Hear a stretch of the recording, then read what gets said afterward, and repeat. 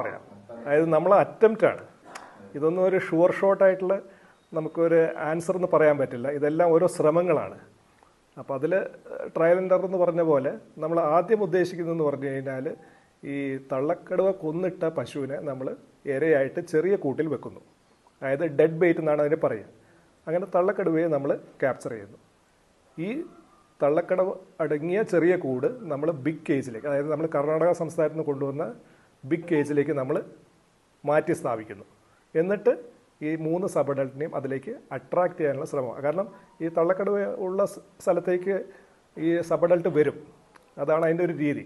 അതിനെ അട്രാക്ട് ചെയ്തിട്ട് ഈ കർണാടക സംസ്ഥാനത്ത് നിന്ന് കൊണ്ടുവന്ന കൂട് നമുക്ക് മാനുവലി ഓപ്പറേറ്റ് ചെയ്യാം. മാനുവലി ഓപ്പറേറ്റ് ചെയ്തിട്ട് അതിൻ്റെ ട്രിഗർ എല്ലാം തന്നെ നമുക്ക് എപ്പോൾ വീഴണം, എങ്ങനെ വീഴണം എന്നുള്ളതൊക്കെ നമ്മുടെ കൈകളിലാണ്.